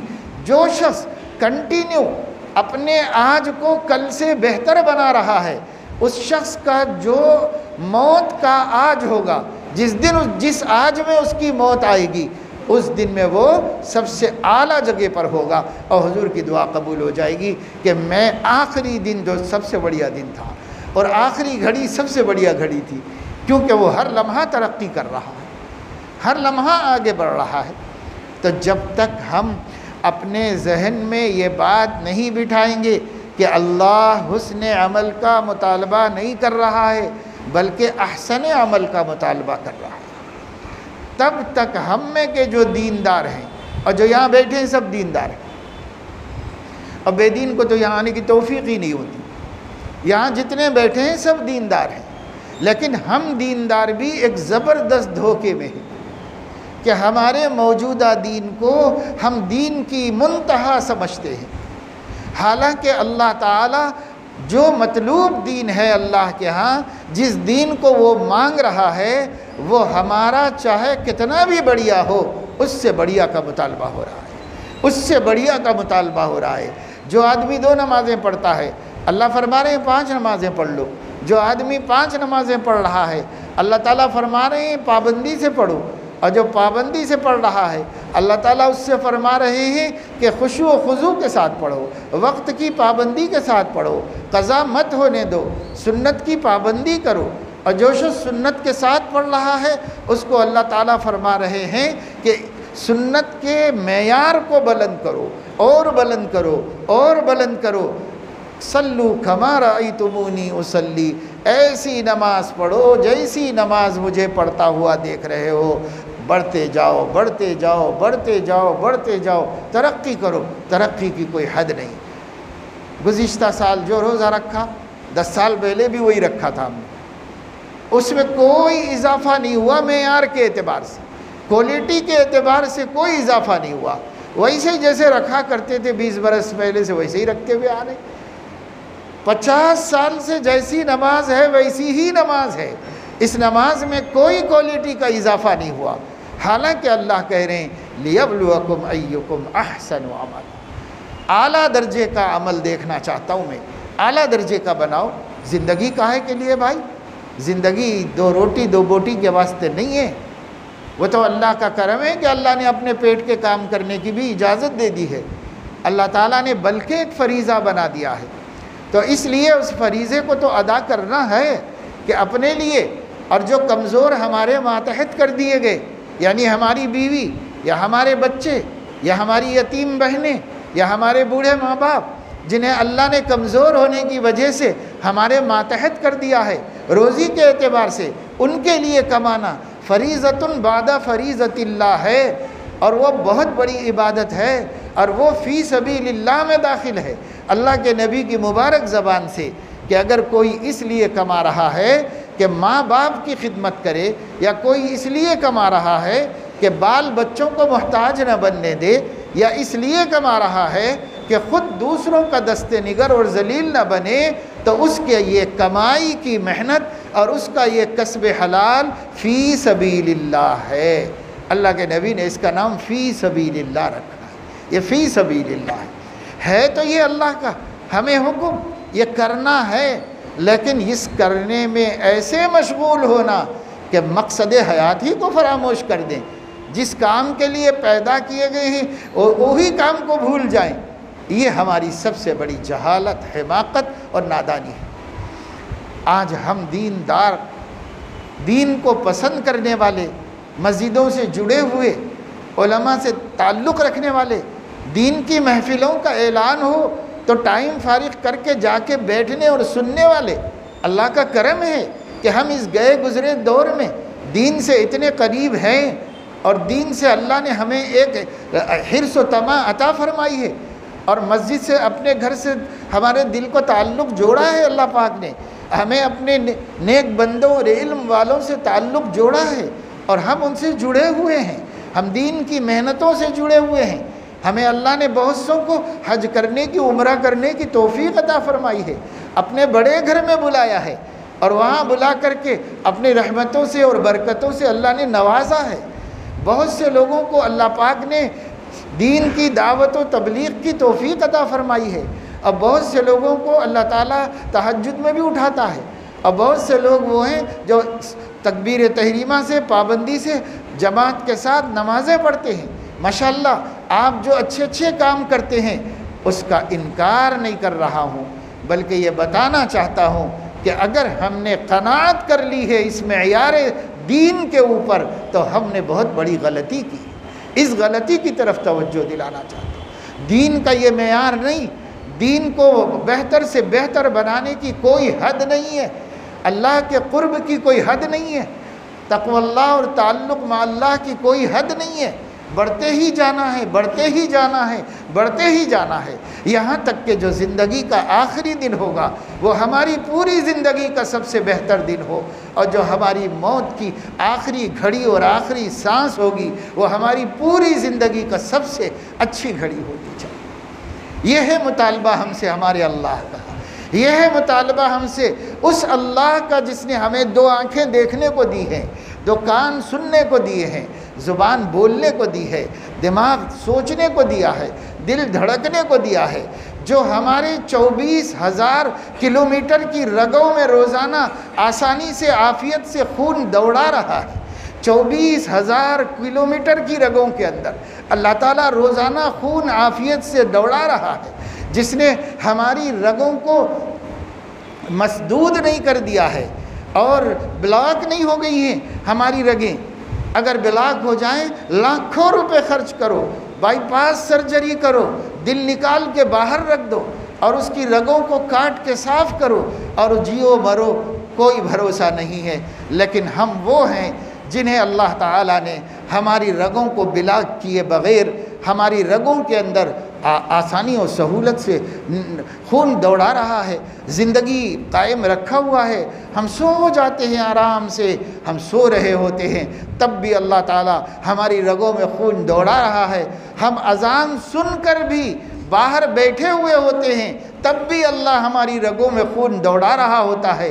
ہم اللہ تعالیٰ کے گھر کے مسجد کی ملگیوں میں کاروبار کرتے ہوئے بھی نماز نہیں پڑھ رہے ہیں تب بھی اللہ تعالیٰ ہماری آنکھوں کی روشنی نہیں چھین رہا ہے، ہمارے کانوں کو بہرا نہیں بنا رہا ہے، ہمارے پیٹ کا ہاضمہ خراب نہیں کر رہا ہے، حرام کھانے کے باوجود نہیں خراب کر رہا ہے۔ اگر ہمارا ہاضمہ فیل ہو جائے حرام تو کیا حلال بھی نہیں کھا سکیں گے۔ ہمارا اللہ ہمارے اوپر مہربان ہے اور اپنی مہربانیوں میں کوئی کمی نہیں کر رہا ہے۔ اللہ رب العزت فرما برداروں کو بھی، نافرمانوں کو بھی، صلاحہ کو بھی، فساق و فجار کو بھی، سب کو دیا ہوا ہے۔ میرے دوستو، ہمارا اللہ ہم سے مطالبہ کر رہا ہے تم جتنے دیندار بنے ہو اتنا کافی نہیں، اس سے آگے بڑھو، اس سے آگے بڑھو، اور پھر اس مقام پر پہنچ جاؤ تو اس سے آگے بڑھو، اور اس مقام پر پہنچ جاؤ تو اس سے آگے بڑھو۔ کوئی حد نہیں ہے۔ ہمارے آقا صلی اللہ علیہ وسلم امام الانبیاء کے منصب پر فائز ہیں، نبی الانبیاء ہیں۔ جتنے نبی آدم سے لے کر عیسیٰ تک علیہم الصلاۃ والسلام اس دنیا میں مبعوث ہوئے ہیں، ان 1,24,000 نبیوں نے، جن میں بے شمار رسول بھیجے گئے ہیں، ان رسولوں نے ہمارے آقا صلی اللہ علیہ وسلم پر ایمان لایا ہے۔ اس لیے آپ نبی الانبیاء ہیں، سارے نبیوں کے نبی ہیں، سارے نبیوں کے امام ہیں، سارے نبیوں سے افضل اور برتر ہیں، لیکن حضور علیہ السلام کا بھی ہر لمحہ اللہ کے قرب میں ترقی کا سفر چلتا رہتا تھا، ہر لمحہ ترقی کا سفر چلتا رہتا تھا حضور علیہ السلام کا۔ اور یہ جو حضور علیہ السلام نے فرمایا ہے، انی لا استغفر اللہ کل یوم 70 مرۃ، میں روزانہ سینکڑوں مرتبہ اللہ سے توبہ کرتا ہوں۔ 70 کا ترجمہ 70 نہیں ہے، میں روزانہ بکثرت سینکڑوں مرتبہ اللہ سے توبہ کرتا ہوں۔ حضور علیہ السلام نے فرمایا، کس نے؟ جو گناہ ہی نہیں کرتا، جو گناہ ہی نہیں کرتا۔ اگر ہم سمجھیں خدا نہ خواستہ کسی کے دل میں یہ کھٹک ہو کہ نبی گناہ کرتے ہوں گے، اس سے توبہ کرتے ہوں گے، تو اس کا ایمان بھی باقی نہیں رہے۔ نبی گناہ کرتا ہی نہیں، کوئی نبی نہیں کرتا، جائے کہ امام الانبیاء صلی اللہ علیہ وسلم معصوم عن الخطا ہوتا ہے، نبی گناہ کرتا ہی نہیں ہے۔ یہ بے قصور، بے خطا، پاک باز ہستی روزانہ سینکڑوں مرتبہ توبہ کرتی ہے، سینکڑوں مرتبہ استغفار کرتے ہیں۔ ایک صحابی فرماتے ہیں کہ حضور اکرم صلی اللہ تعالی علیہ وسلم کے استغفار کو رب اغفر وتب علی انک انت التواب الغفور، یہ حضور علیہ السلام کی زبان سے انہوں نے سنا، رب اغفر وتب علی انک انت التواب الغفور۔ تو کہتے ہیں کہ اتنی مرتبہ کہتے ہیں حضور، ایک مرتبہ گننا چاہیے۔ تو فرماتے ہیں ایک محفل چل رہی تھی، ایک مجلس، اور شروع سے اخیر تک بیٹھا، 100 مرتبہ تک تو گنا، اس سے زیادہ گن نہیں سکا۔ ایک مجلس میں اللہ کے نبی رب اغفر لی وتب علی انک انت التواب الغفور کہہ رہے، اے میرے پروردگار مجھے بخش دیجئے اور مجھے میری توبہ قبول کر لیجئے، آپ ہی تو توبہ قبول کرنے والے غفار ہیں۔ ایک مجلس میں ایک صحابی نے 100 دفعے گنا حضور کی زبان سے، اور اب خدا جانے 24 گھنٹے پہ کتنی دفعے استغفار کرتے ہیں۔ تو فرما رہے میں بکثرت اللہ سے توبہ کرتا ہوں۔ تو یہ مشکلات الحدیث میں سے ہے، یہ حدیث مشکلات الحدیث میں سے ہے۔ مشکلات القرآن، مشکلات الحدیث دین کے علوم کی ایک علم ہے، ایک فن ہے، اس پر مستقل کتابیں ہوتی ہیں۔ یعنی قرآن کے وہ مقامات جس کی تفسیر بہت مشکل ہے، اور حدیث کے وہ مقامات جن کی شرح بہت مشکل ہے، یہ بھی مشکلات الحدیث میں سے ہے۔ آخر نبی استغفار کیوں کرتے ہیں؟ استغفار تو گناہ سے کیا جاتا ہے، توبہ تو گناہ سے کی جاتی ہے، نبی کس چیز کی توبہ کرتے ہیں؟ بڑا مشکل مسئلہ ہے۔ اگر ہم یہ کہتے ہیں کہ صاحب وہ گناہوں سے توبہ کرتے ہوں گے، تو یہ بالکل پاسبل نہیں، اس واسطے کو گناہ کرتے ہی نہیں۔ اگر ہم یہ کہیں کہ سیئات اور لغزشوں سے توبہ کرتے ہوں گے، خلاف اولا کام علماء کہتے ہیں کہ ہو جا سکتا ہے کبھی نبی سے، تو اگر ایسے خلاف اولا کو سے توبہ کرتے ہوں گے تو اس کی بھی ضرورت نہیں، اس لیے کہ اللہ نے قرآن میں نازل کر دیا لِيَغْفِرَ لَكَ اللَّهُ مَا تَقَدَّمَ مِن ذَنبِكَ وَمَا تَأَخَّرَ وَلِيُتِمَّ نِعْمَتَهُ عَلَيْكَ وَيَهْدِيَكَ صِرَاطًا مُسْتَقِيمًا وَيَنصُرَكَ اللَّهُ نَصْرًا عَزِيزًا۔ تو اس کی بھی ضرورت نہیں تھی حضور علیہ السلام کو۔ پھر کیوں کرتے تھے اتنی کثرت سے توبہ، جتنا کہ امت بھی نہیں کرتی ہے، اتنی کثرت سے توبہ کیوں کرتے تھے؟ تو امام ربانی حضرت مولانا رشید احمد گنگوہی رحمۃ اللہ علیہ نے اس حدیث کی تشریح کرتے ہوئے فرمایا، اصل میں بات یہ ہے کہ حضور علیہ السلام ہر لمحہ قرب الہی کی منزلوں میں بلند سے بلند تر ہوتے جاتے تھے، ہر لمحہ ترقی کرتے تھے۔ جب وہ ترقی کر کے قرب حق کے اگلی منزل پر جاتے تھے تو پچھلی منزل پر ہونے سے استغفار کرتے تھے، پھر اگلی منزل پر جاتے تھے اور پچھلی منزل سے استغفار کرتے تھے، حالانکہ وہ کوئی معصیت نہیں، ہر منزل قرب الہی کا مرتبہ تھا، لیکن حضور علیہ السلام ایسا یہ جو تعویل کی گئی احسن تعویل ہے، بہترین تعویل یہ اس کی گئی حضور علیہ السلام کی۔ تو میرے عزیزو، اللہ کے نبی صلی اللہ علیہ وسلم احسن کو اختیار کر رہے، لیبلوکم ایکم احسن عملا، آگے بڑھ رہے ہیں نبی پاک صلی اللہ علیہ وسلم، اللہ کے قرب کی کوئی حد نہیں۔ ابھی تو ہم کہاں تک گئے، بہت نمازوں کے پابند ہو گئے،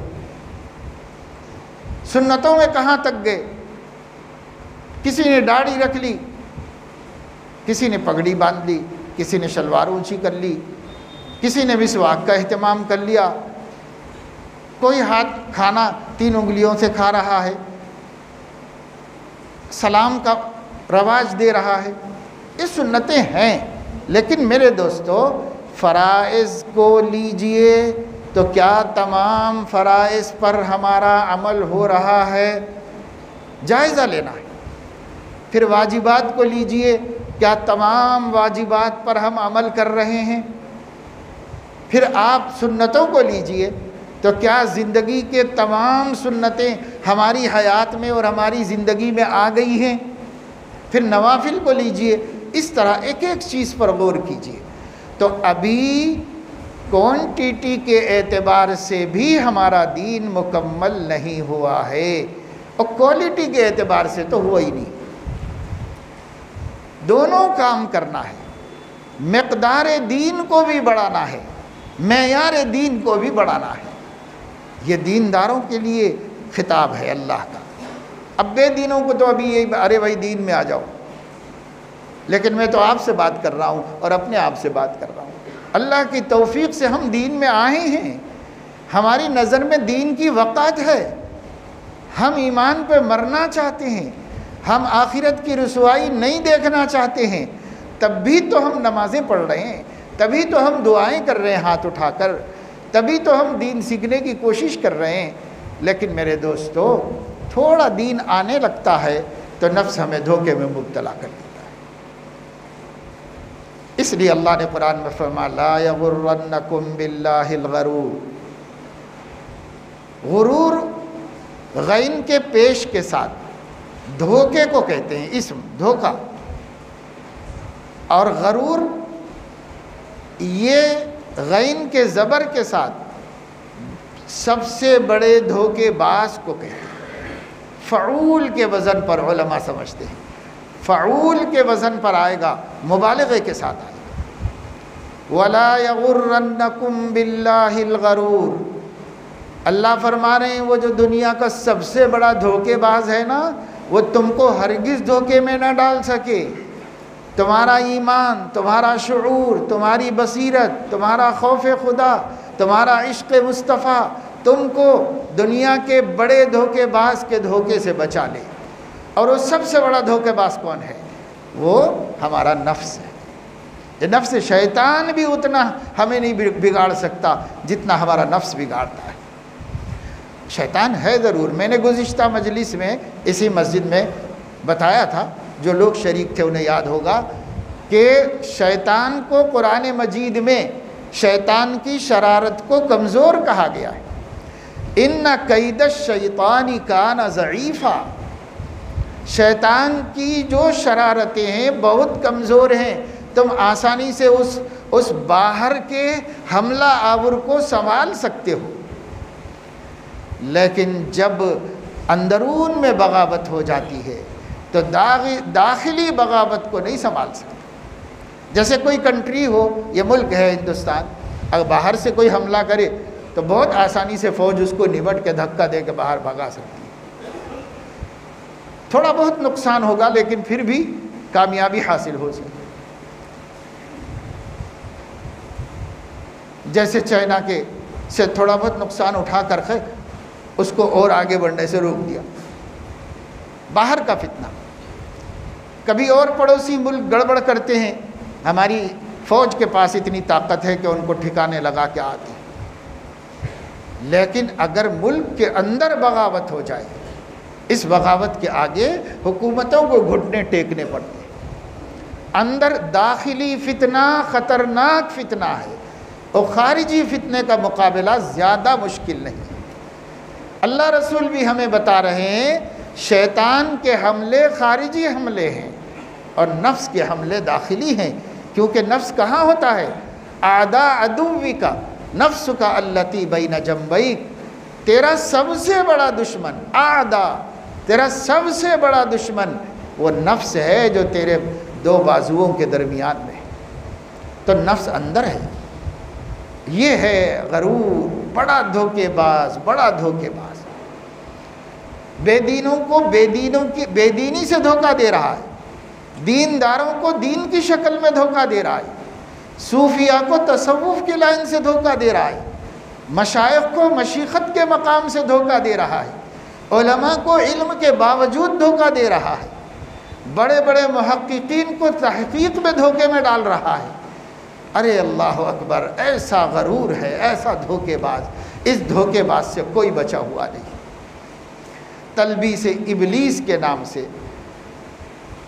امام عبد الرحمن ابن الجوزی رحمۃ اللہ علیہ نے جو کتاب لکھی ہے، اردو میں بھی ایک ترجمہ ہے اس کا، عربی میں لکھی تھی انہوں نے، اردو میں بھی کر دیا گیا ہے، بازار میں مارکیٹ میں ملتی ہے، ذرا آپ پڑھو، پتہ چلے گا نفس کس کس طرح دھوکہ دیتا ہے، کیسے کیسے دھوکے دیا ہے لوگوں کو، کسی کو خدا بنا دیا، کسی کو رسول بنا دیا، حالانکہ کلمہ گھو کے گھر میں پیدا ہوا، مسلمان گھرانے میں پیدا ہوا، مسلمان تھا، لیکن کوئی خدا بن کے بیٹھ گیا، کوئی رسول بن کے بیٹھ گیا، کوئی مہدی بن کے بیٹھ گیا، اور کوئی مسیح موعود بن کے بیٹھ گیا، کوئی عیسیٰ یسوع بن کے بیٹھ گیا۔ کیا کیا بن رہے ہیں لوگ، کون بنا رہا ہے؟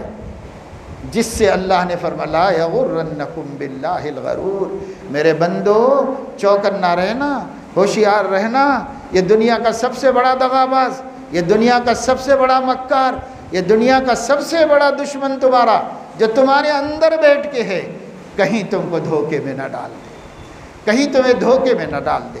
لوگ بڑے بڑے مرتبوں سے گرے ہیں اس نفس کے دھوکے بازی کی وجہ سے، بڑے بڑے مقامات سے گرے ہیں۔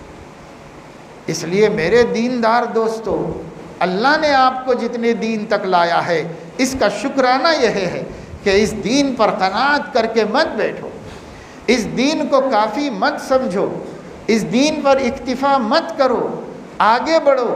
اب حسن عمل ہے، احسن عمل پیدا کرو، کہ ایسا عمل جو اللہ کو پسند آ جائے، ایسا عمل جسے دیکھ کر اللہ تعالیٰ خوش ہو جائے۔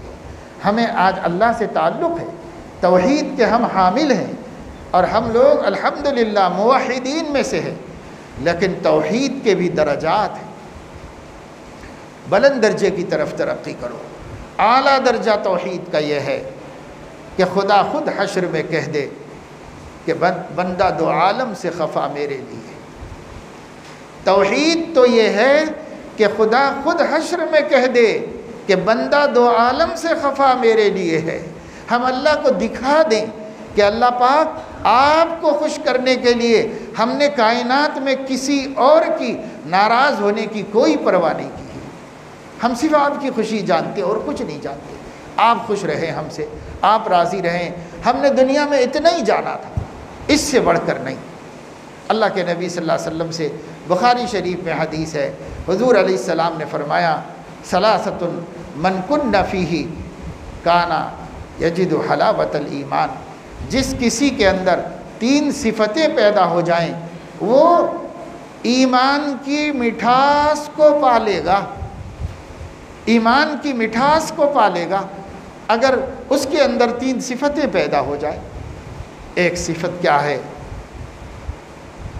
اللہ اور اس کا رسول باقی پوری کائنات سے زیادہ محبوب ہو جائے، اور جس کسی سے بھی آپ محبت کریں، مال سے، دولت سے، جاگیر سے، جائیداد سے، کاروبار سے، سیم و زر سے، ماں باپ سے، اولاد سے، بیوی شوہر سے، شوہر بیوی سے، دوست دوست سے، اور مال و دولت سے، کسی بھی چیز سے اگر آپ محبت کریں تو وہ اس لیے کرو کہ اللہ خوش ہو جائے۔ اگر اللہ کی نسبت نہیں ہے تو نہیں کرو۔ اللہ کی نسبت سے ہے سب سے محبت۔ اور تیسری چیز یہ کہ کفر کی طرف لوٹنا آپ کے دل میں اتنا ناگوار ہو جائے جتنا آگ میں ڈالا جانا کسی انسان کو ناگوار ہے۔ یہ 3 صفتیں پیدا ہو جائیں تو یجد حلاوت الایمان، وہ اپنے دل میں ایمان کی مٹھاس محسوس کرے۔ وہ مٹھاس کیا ہے؟ گڑ شکر کی مٹھاس نہیں، گنے کی مٹھاس نہیں، مٹھائی کی مٹھاس نہیں۔ مٹھاس کیا ہے؟ ایک مٹھاس وہ کام و دہن کی لذت کا نام ہے، ایک مٹھاس قلب و روح کی لذت کا نام ہے۔ یہ قلب و روح کے استلذاذ بالطاعات، اللہ کی فرما برداری سے جی کا خوش ہو کے اٹھ جانا، اللہ کی فرما برداری سے، یہ ایمان کی مٹھاس ہے جو اللہ تعالیٰ نصیب کرتا ہے۔ جیسے مثلا صحابہ میں حضرت عبداللہ ابن حذافہ رضی اللہ تعالیٰ عنہ کو ایک بدنصیب بادشاہ نے پہلے ترغیب دی اور کہا کہ دیکھیے اگر آپ میرا عیسائی دین قبول کر لے، وہ عیسائی تھا، اس نے کہا کہ اگر آپ میرا عیسائیت کا دین قبول کر لیں تو میں اپنی حکومت بھی آپ کو دے دوں گا اور اپنی بیٹی سے نکاح کر کے آپ کو اپنا داماد بنا لوں گا، ولی عہد بنا لوں گا، اگر اسلام چھوڑ دو میرے مذہب کو قبول کر دو۔ انہوں نے کہا کہ یہ تو نہیں ہو سکتا، ہم نے اس اسلام کے خاطر اپنے ماں باپ کو چھوڑا ہے، سگے بھائیوں کو چھوڑا ہے، اور تیری اس پیشکش کے واسطے کیا ہم اسلام کو چھوڑنے والے ہیں؟ ہم نہیں چھوڑیں گے اسلام کو۔ تو اس نے پھر ترہیب سے کام لیا، یعنی جب کوئی آدمی حرص و طمع اور لالچ سے جال میں نہیں پھنستا تو اسے ڈرا کے پھنسایا جاتا ہے۔ اب ساری دنیا یہی کر رہی ہے آج۔ اس نے بھی ڈرایا صحابی رسول، کہا نہیں تو میں تمہیں موت کی سزا دوں گا، اور وہ بھی کیسی خوفناک کہ میں کھولتے ہوئے تیل میں تم کو ڈال دوں گا۔ انہوں نے کہا وہ تیری مرضی ہے، باقی میں تو دین سے پھرنے والا نہیں، میں اسلام کو چھوڑنے والا نہیں، میں اللہ کے سچے دین کا سودا کرنے والا نہیں، میں اللہ کے پیارے نبی کا بے وفا بننے والا نہیں ہوں۔ اس نے واقعتاً چولہا جلوایا اور اس پر کڑھاؤ چڑھایا، اس میں تیل بھرا، اور جب وہ پکنے لگا ایک زندہ انسان کو اٹھا کے اس کے اندر ڈال دیا۔ جل بھن گئے، لیکن یہی کہتے رہے ہم اللہ کو ایک مانتے ہیں، ہم اسلام کے شیدائی ہیں، ہم اسلام کے فدائی ہیں۔ چلے گئے، قربان ہو گئے، اور رہتی دنیا تک کو مثال دے دیا کہ جب ایمان کی مٹھاس معلوم ہو جاتی ہے، اس مٹھاس کے سامنے کوئی چیز بھی آدمی کو اچھی نہیں لگتی، وہ اسی مٹھاس کے لیے جیتا مرتا ہے۔ یہ مٹھاس سیدنا بلال کو ان کے آقا کے مظالم کے دوران حاصل تھی، یہ مٹھاس سیدنا خباب بن الارت کو ان کے آقا کے آگ پر لٹانے کے دوران حاصل تھی۔ تمام صحابہ کو یہ مٹھاس ملی تھی، یہ مٹھاس مل سکتی ہے ہم کو بھی، اور آج بھی ہیں اللہ کے بندے جنہیں ایمان کی مٹھاس مل گئی۔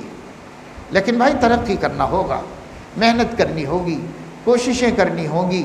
اگر ہم ہاتھ پہ ہاتھ دھر کے بیٹھیں گے تو کوئی مرتبہ نہیں پاتے، دنیا کا بھی نہیں ملتا۔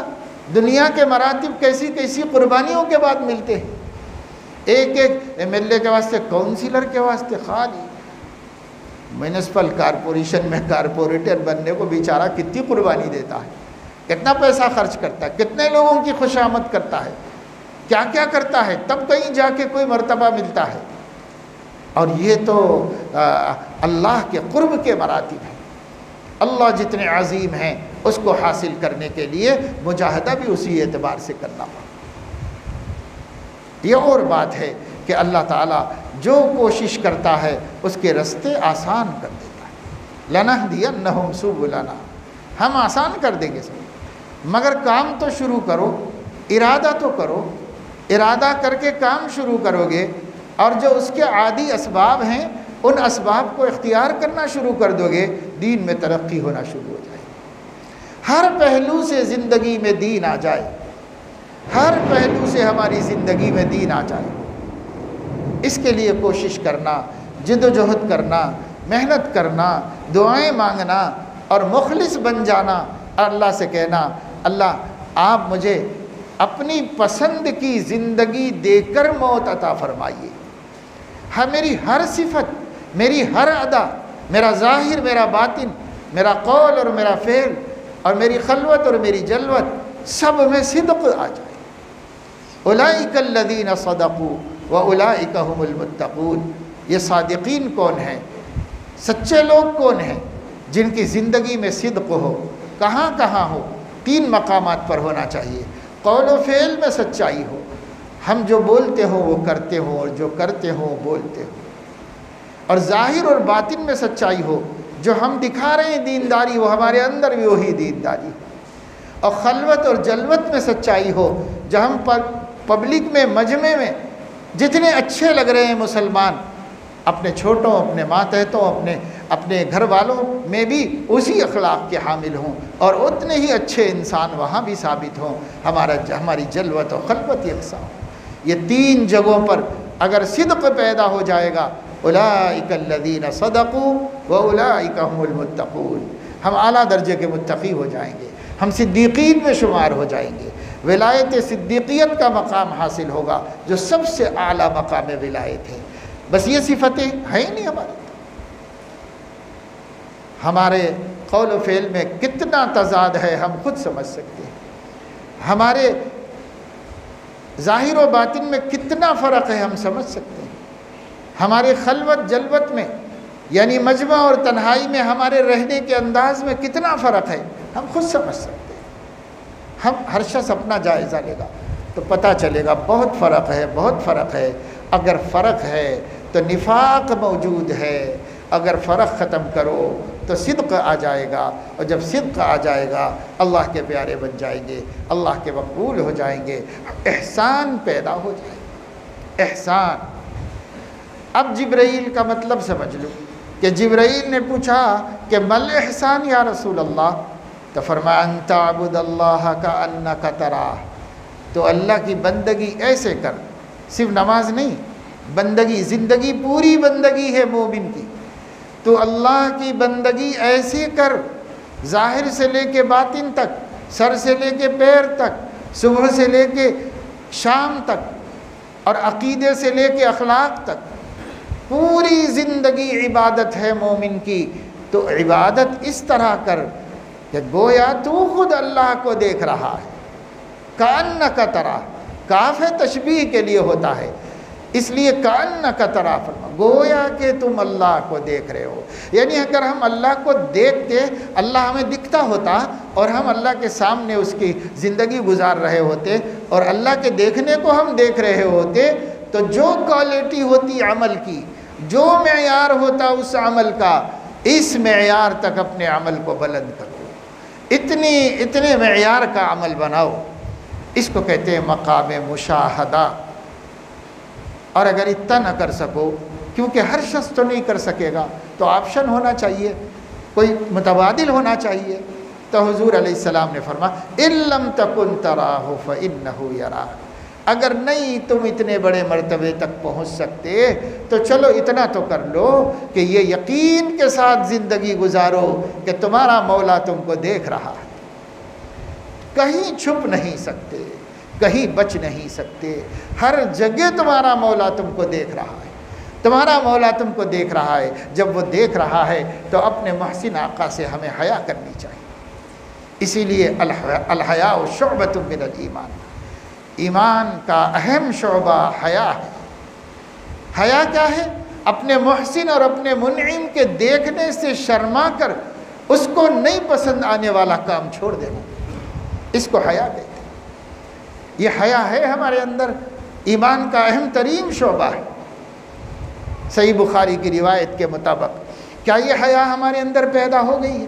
اس کو پیدا کرنا، جب یہ حیا پیدا ہوگی تو نیک کاموں میں اضافہ ہو جائے گا اور گناہ کا کام چھوٹ جائے گا۔ حیا پیدا کرنا ہے، تو یہ حیا پیدا کرنا، تو جو صفتیں بھی میں نے آپ کے سامنے بیان کی ہیں، ان تمام صفات کے اندر یہ بتانا مقصود ہے کہ ہم اللہ تبارک و تعالی شانہ کے ایسے بندے ہیں کہ اس کے کرم سے نہ صرف ایمان والے ہیں بلکہ دین کا مزاج اور ذوق بھی رکھنے والے ہیں۔ کتنا بڑا کرم ہوا ہے ہمارے اوپر ہمارے اللہ کا، ہماری بستی میں، ہمارے خاندان میں، ہمارے گھرانوں میں، ہمارے آنکھوں کے سامنے کتنے بندے ہیں انہیں دین کا وہ ذوق نہیں ملا جو ہمیں ملا۔ اس میں ہمارا کیا کمال ہے؟ ہمارے اللہ کی عطا ہے کہ اس نے ہمیں یہ توفیق دی ہے، اس نے ہمیں یہ نعمت دی ہے۔ اب اس کا شکر نہیں ادا کرنا چاہیے؟ ہمارے نبی صلی اللہ علیہ وسلم ایک دن گھر میں بیٹھے ہوئے فجر کی نماز سے پہلے، حضرت بلال نے جب دیکھا کہ سب لوگ آ گئے ہیں تو وہ اقامت کہتے تھے اور اس کے بعد جا کر حضور علیہ السلام کو یاد دہانی کراتے تھے، الصلاۃ جامعہ یا رسول اللہ، اللہ کے نبی لوگ آ گئے ہیں، سب تشریف لائیں، نماز پڑھا دیں، اس کی اطلاع کرتے تھے دروازے پہ جا کے۔ حضور علیہ السلام نے کہا کہ بلال اندر آ جاؤ، تو حضرت بلال گھر میں گئے تو دیکھا کہ اللہ کے نبی صلی اللہ علیہ وسلم کی آنکھیں سرخ ہیں، چہرہ پھولا ہوا ہے۔ انہوں نے کہا یا رسول اللہ مجھے ایسا لگتا ہے کہ آپ سوئے نہیں، روتے ہی رہے بس۔ کہا ہاں ایسا ہوا۔ تو کہنے لگے یا رسول اللہ اتنی مشقت کی کیا ضرورت ہے؟ کیا اللہ نے آپ سے یہ نہیں فرما دیا لیغفر لک اللہ ما تقدم من ذنبک وما تأخر ویتم نعمتہ علیک؟ تو اب آپ اتنا کیوں بوجھ اٹھاتے ہیں، کیوں روتے ہیں اتنا، پوری رات کیوں خدا کے سامنے گڑ گڑاتے ہیں یا رسول اللہ؟ ہمیں تو رحم آتا ہے دیکھ کر۔ حضور علیہ السلام نے فرمایا افلا اکون عبدا شکورا، کہ بلال وہ تو صحیح ہے کہ قرآن میں یہ وحی نازل ہوئی ہے، اس میں مجھے کوئی شک نہیں، لیکن کل تک جو روتا تھا اس وحی کے نازل ہونے سے پہلے تک اس ڈر کے مارے کہ کہیں اللہ کوئی میری پکڑ نہ کر لے، لیکن اب اس لیے روتا گڑ گڑاتا ہوں کہ اس نے مجھے پکڑ سے بری کر دیا ہے، محفوظ کر دیا ہے، اس شکر میں رو رہا ہوں۔ تو ہمارے نبی تو شکرانے میں زندگی بھر مجاہدہ کرتے رہے، ہم لوگوں کو تو مغفرت کے لیے بھی توفیق نہیں ہو رہی ہے کہ مجاہدہ کریں، تکلیف اٹھائیں، مشقتیں اٹھائیں، راہ خدا کی مشقتیں جھیلیں۔ اللہ کے راستہ مشکل ضرور ہے، اگر مشکل نہ ہوتا تو آزمائش کیا ہوتی؟ اس لیے مشکلات اللہ نے رکھی ہیں، لیکن وہ رحمان ہے، رحیم ہے، کریم ہے۔ تم چلنا تو شروع کرو ہمت کر کے، پھر وہ اس مشکل کو خود ہی آسان کر دے گا، خود ہی ہمارے لیے سہل بنا دے گا۔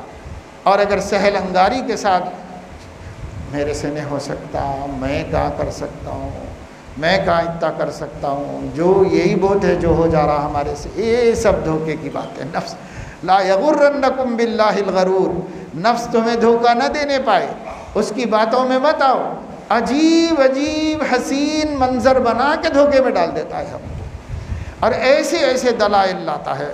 اللہ اکبر، اچھے لوگ بہک گئے، ایسے دلائل لا کے ہمیں بہکاتا ہے۔ اس لیے کوئی طبقہ سماج کا اس غرور اور دھوکے سے محفوظ نہیں ہے۔ ہر ایک کو چوکنا ہو جانے کی ضرورت ہے، ہر ایک کو فکر مند ہو جانے کی ضرورت ہے۔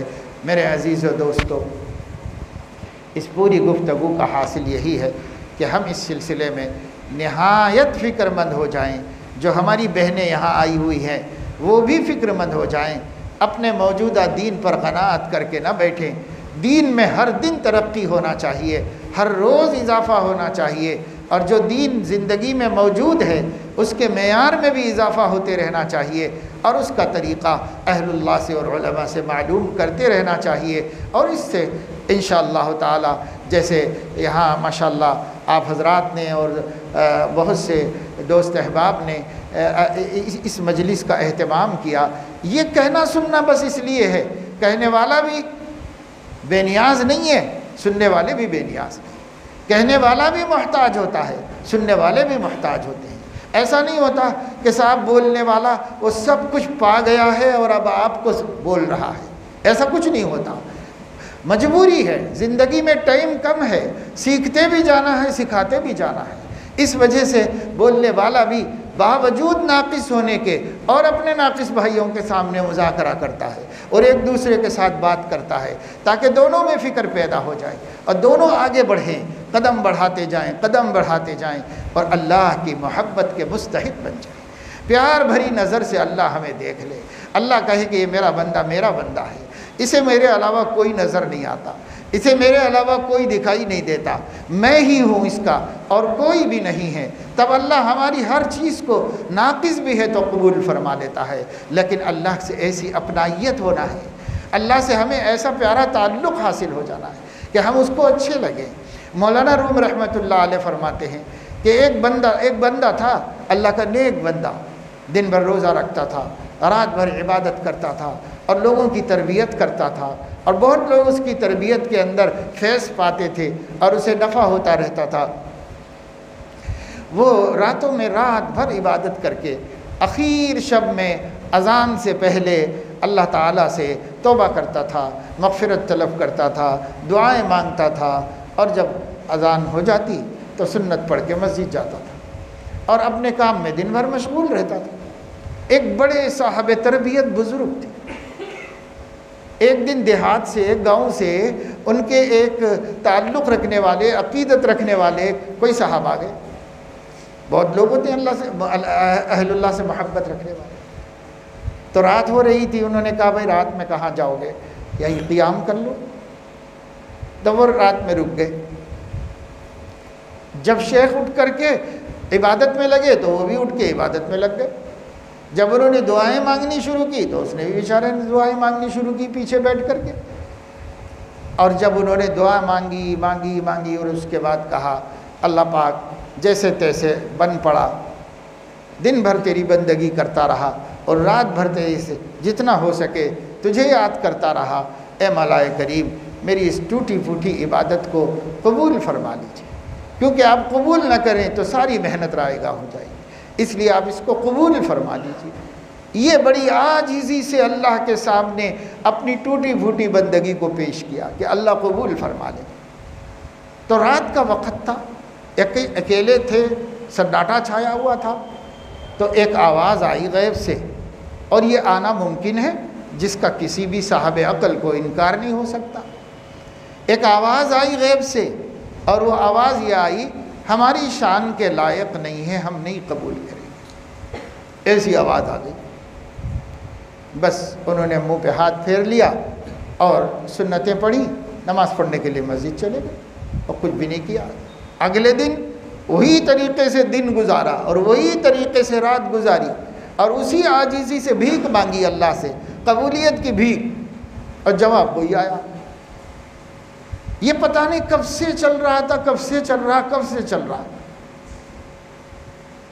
یہ بندہ جو ہے اس کو برداشت نہیں ہوا، اس نے بھی ایک دن اگلے دن کہا کہ حضرت رات کو سو جا بھی تو سکتے ہیں، سونا منع تو نہیں ہے نا، رات میں سو جائیے آرام سے، صبح اٹھ کے 1-2 رکعت پڑھ لیجئے، اللہ کی بندگی کر لیجئے، وہ بھی کافی ہے۔ کہ پوری رات جاگ کے عبادت کرتے ہو اور اللہ تعالیٰ پھر بھی قبول نہیں کرتا، اور ہمارے اوپر فرض بھی نہیں ہے تو کائے کو کرتے ہو آپ؟ یہ فرض کر لیجئے، اتنی مشقت کیوں اٹھاتے ہو؟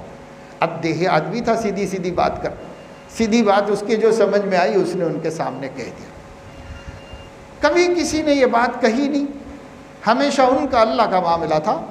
آج کسی نے دل پہ چوٹ لگائی، برسوں سے یہی جواب مل رہا ہے کہ ہماری شان کے لائق نہیں، تو آج کسی نے چوٹ لگا دی ان کے دل میں، ایک نہایت درد بھری آہ کھینچی اور اس کے بعد کہا کیا بات کرتا ہے بابا، میرا اس کے علاوہ کوئی اور ہے بھی تو نہیں، میں کہاں جاؤں، کس کی بندگی کروں؟ قبول نہیں کرتا ہے تو بھی اسی کی کرنا ہے، کرتا ہے تو بھی اسی کی کرنا ہے مجھے۔ بس جب یہ ایک درد بھری بات ان کے دل سے نکلی اور ایک آہ سرد کھینچی تو کہتے ہیں کہ وہی آواز پھر سے آئی اور اس آواز نے کہا مولانا روم کے الفاظ میں، قبول کر دیم گرچہ ہنر نیستت کہ جز ماں پناہ دیگر نیستت، میں نے تیری پوری زندگی کو قبول کر لیا ہے، اگرچہ کہ لائق تو اب بھی نہیں کر سکا تو عبادت، مگر صرف اس کی وجہ سے کہ تیرا میرے علاوہ کوئی اور نہیں۔ بس اس وجہ سے قبول کر لیا۔ کہاں جائے گا میرا بندہ، اس کا میرے علاوہ کوئی اور ہے ہی نہیں۔ یہ توحید کا کمال ہے کہ اللہ کے علاوہ ہمارا کوئی نہیں، ہماری نگاہ کسی آستانے پر، کسی چوکھٹ پر، کسی دروازے پر نہیں ہے۔ موحد کامل وہ ہے جس کی نگاہ اٹھتی ہے تو خدائے رب العزت ہی کے آستانے پر جاتی ہے، اور اس کے علاوہ کسی کے پاس نہیں جاتی۔ کہنے والے نے بڑی پیاری بات کہی ہے، نہ جھک جائے جس پہ سر اسے در نہیں کہتے، ہر در پہ جو جھک جائے اسے سر نہیں کہتے۔ یہ کیا سر ہے کہ ہر جگہ جھکا ہوا ہے؟ یہ صرف اللہ کے سامنے، یہ صرف اللہ کے سامنے جھکے یہ بنائے۔ ایک توحید کو سلامت لے جانا ہے، ایک عقیدہ رسالت کو سلامت لے جانا ہے۔ اگر ہم یہ دو چیزیں سلامت لے گئے، لا الہ الا اللہ محمد الرسول اللہ، یہی ہمارا قول ہو، یہی ہماری زندگی کی کتاب حیات ہو، بس بیڑا پار ہو۔ اللہ کے علاوہ کوئی نہیں۔ یہ سب صفتیں پیدا کرنا ہے، کیسے پیدا ہوں گی؟ انشاءاللہ ان باتوں کے کہتے سنتے رہنے سے دل میں داعیہ پیدا ہوتا ہے، اور یہ داعیہ جب مضبوط ہو جائے گا تو جب تک ہم ان صفتوں کو پا نہیں لیں گے ہمیں چین سے بیٹھنے نہیں دے گا۔ یہ آگ لگنے کی دیر ہے۔ اس آگ کو لگانے کے واسطے ذکر فإن الذکریٰ تنفع المؤمنین، اے نبی نصیحتوں کی مجلسیں قائم کیجئے، نصیحت میرے ایمان والے بندوں کو نفع دیتی ہے۔ جو اس نصیحتوں کی ان مجلسوں سے گھبرائیں گے وہ محروم رہیں گے، اور جو ان مجلسوں سے نہیں گھبرائیں گے اور مذاکرہ دین میں شریک ہوں گے تو اللہ کے رائے کے نفع ہوتا ہے، اللہ کی بات جھوٹی نہیں ہو سکتی۔ اس لیے نفع ہو کر رہے گا ہمیں، اس میں ہم شک نہیں کر سکتے، شک کریں تو ایمان باقی نہیں رہ سکتا، اس لیے کہ تنفع المؤمنین تو اللہ خود فرما رہا۔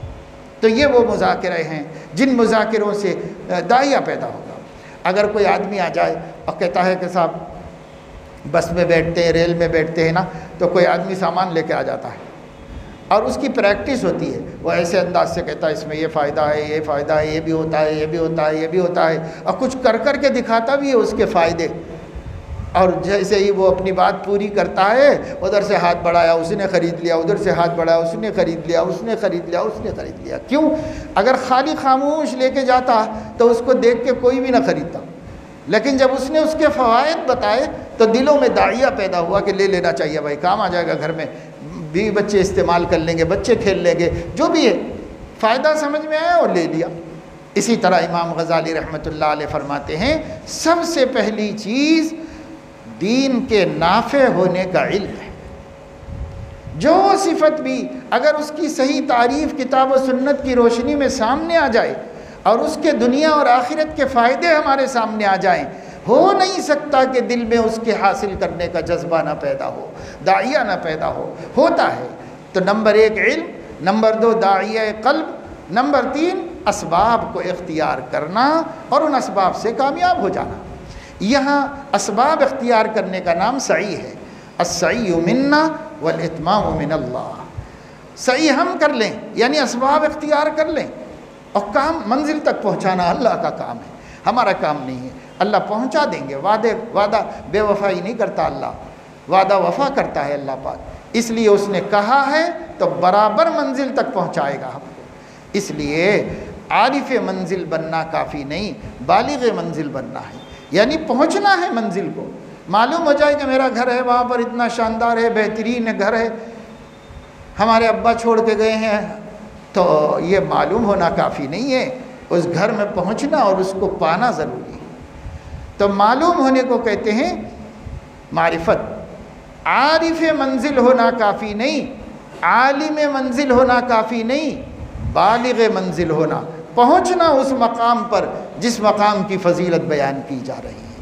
اس لیے میں امید کرتا ہوں اپنے بھائیوں سے اور اپنی بہنوں سے، اور یہ سب سالکین راہ طریقت ہیں جن کو ان کے دل کی بے چینی نے اس عنوان پر کہ ہم اپنی اصلاح و تربیت کیسے کریں یہاں اکٹھا کیا ہے۔ یہ سب سالکین ہیں، اللہ کے رستے پہ چلنا چاہنے والے، اللہ کی منزل تک پہنچنا چاہنے والے بندے ہیں اور بندیاں ہیں جو اتنی رات تک یہاں بیٹھے ہوئے ہیں۔ تو میں سب کا احترام کرتے ہوئے سب سے یہ بات کہوں گا کہ مجھے امید ہے کہ اللہ رسول کی ان باتوں کا جو مذاکرہ ہوا ہے ہمارے اندر کچھ نہ کچھ تو رمق چمک پیدا ہوئی ہوگی اور دل میں کچھ نہ کچھ داعیہ ضرور پیدا ہوا ہوگا۔ مسجد کا ماحول ہے، باران رحمت برس رہی ہے اور نیک لوگوں کے بیچ میں ہم بیٹھے ہیں، کتنے ہی علماء حفاظ نظر آ رہے ہیں، بڑے بزرگ جن پر اللہ کو رحم آتا یہاں موجود، کمزور صنف خواتین موجود۔ اللہ سے امید ہے کہ ہماری یہ محنت رائے گاہ نہیں جائے گی، ہمارا یہ بیٹھنا کہنا سننا انشاءاللہ ان صفتوں کو اپنے اندر پانے کا داعیہ، ولولہ، جذبہ، جوش اللہ ضرور پیدا کرے گا ہمارے اندر، اور جب یہ پیدا ہوگا ہم قدم اٹھائیں گے انشاءاللہ۔ ان قدموں کو منزل تک پہنچانا ہمارے رب کا وعدہ ہے اور اپنا وعدہ سچا کر دکھائے گا اللہ رب العزت۔